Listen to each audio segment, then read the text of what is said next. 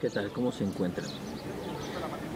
Pues mi nombre es Alejandro Emeliano, docente de la Universidad Lumen Gentium, especialmente para este diplomado continental Evangelizadores para la Ciudad. Me encuentro en la Universidad Autónoma Metropolitana, plantel Iztapalapa.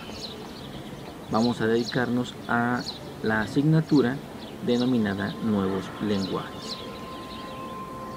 En esta ocasión, en esta sesión, vamos a tocar un punto que Vide ha denominado la vía número 4, que propiamente es sobre espiritualidad.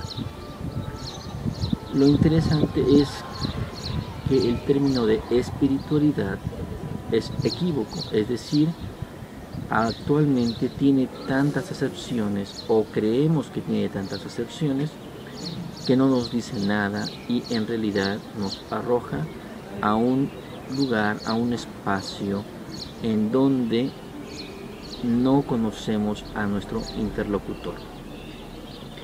De modo que, como parte de las actividades, les pido busquen en algún diccionario propiamente qué es espiritualidad. Yo quiero diferenciarla bastante precisamente de lo que es la religión y la religiosidad. Diríamos, la religiosidad es esta situación propia del ser humano de buscar la trascendencia, buscar a la divinidad, buscar a Dios. Sin embargo, la religión sería como la manera estructurada o la institución objetiva en donde esa religiosidad se conjuga con la comunidad y con normas, reglas, ritos, símbolos establecidos, se propicia esa situación de trascendencia, de relación con la divinidad, no de manera personal, sino de manera colectiva.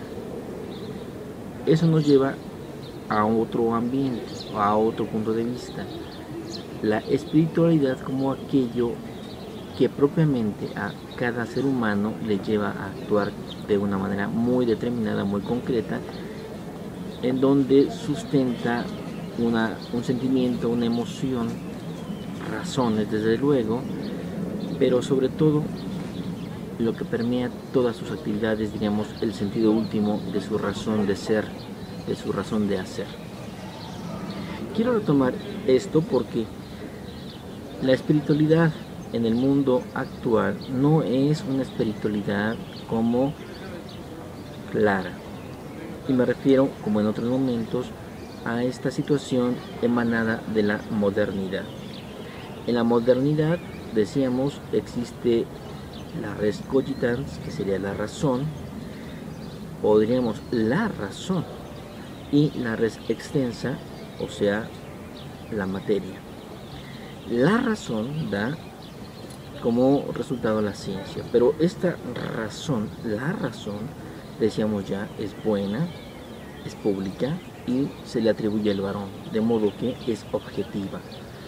En cambio, la res extensa no precisamente es buena, más bien tirando la mala, es privada y se relaciona con la mujer, de modo que en estas características se le reduce a la subjetividad y da, diríamos, origen a la vida cotidiana, es decir, a las estructuras con las que vivimos día a día y que no precisamente están tan sustentadas como la ciencia, que está regida por la razón. Y esta ciencia, producto de la modernidad, diríamos, tiene dos grandes características. El proceso crítico en el propio proceder de la razón y de allí a toda la realidad, y se establece como una norma total sobre cualquier situación del mundo del ser humano. Diríamos, ejerce la gran potestad en el proyecto humano. Es decir, ejerce un totalitarismo. Este totalitarismo va a ser excluyente. Todo aquello que no pueda ser explicado por la razón en cuanto cuestiones empíricas de lo que se puede ver, medir, pensar, sentir, como decíamos en las sesiones pasadas, va a ser excluido.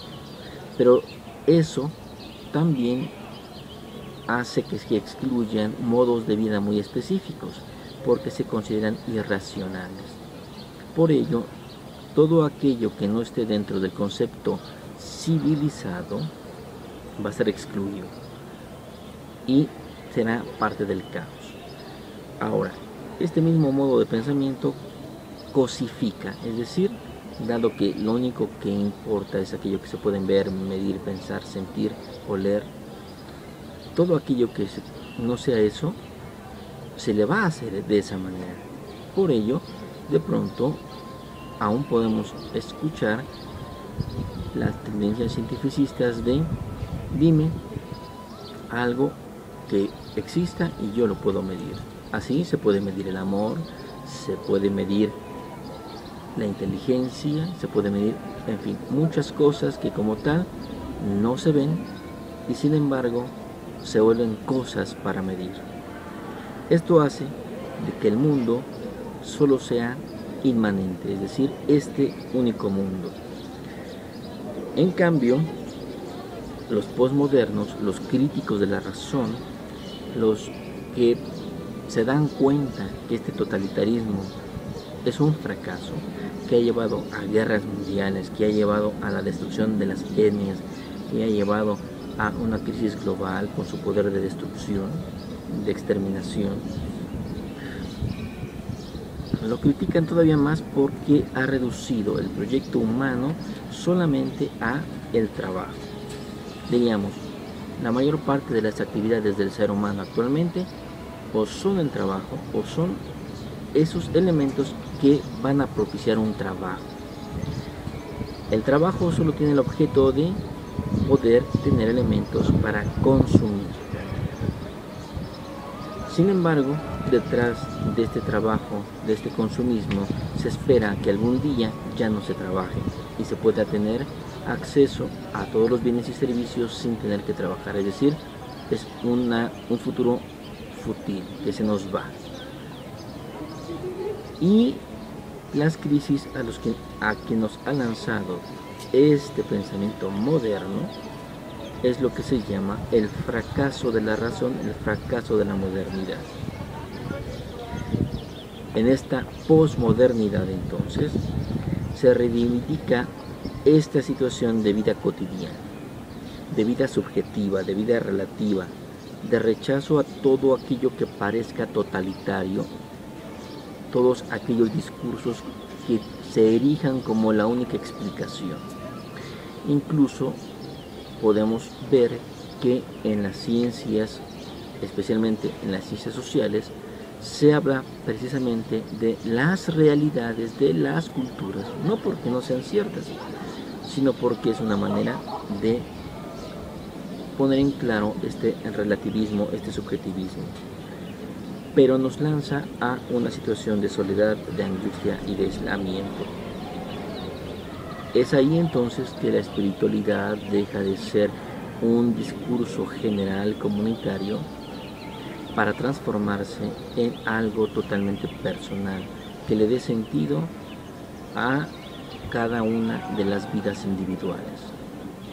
Pero eso hace que se fragmente desde luego las expresiones religiosas, la vivencia de la religiosidad, de la trascendencia, y desde luego deje de tener tanto sustento o validez la religión en cuanto institución.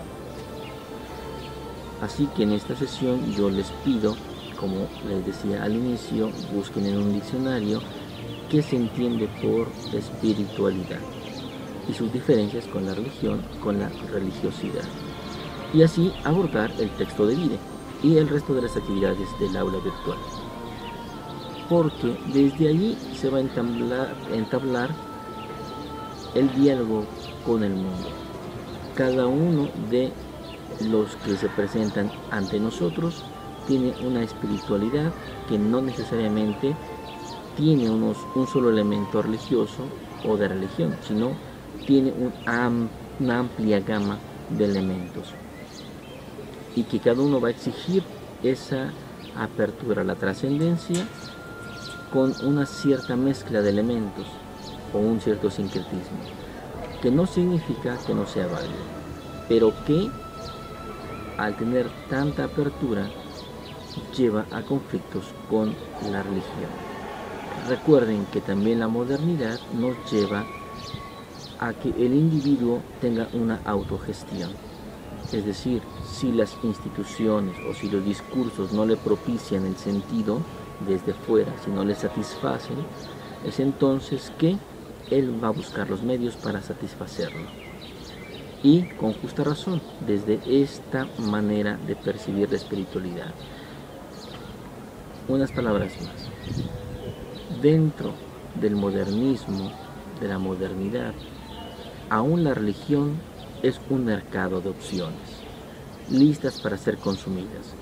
Y cada una de esas opciones puede satisfacer necesidades concretas de segmentos de población que comparten esas necesidades. O incluso que las personas vayan de opción en opción para satisfacer diversas situaciones, llámese de trascendencia, llámese de belleza, llámese de bienestar, llámese de colectividad. Es ahí donde nosotros necesitamos entender a las personas con las que convivimos para entender que la espiritualidad les abre la trascendencia, pero que cada uno tiene elementos distintos y que en el fondo busca satisfacer, quizá de manera inmediata, inmanente. Es ahí donde el diálogo, donde los nuevos lenguajes deben hacerse presentes para nosotros.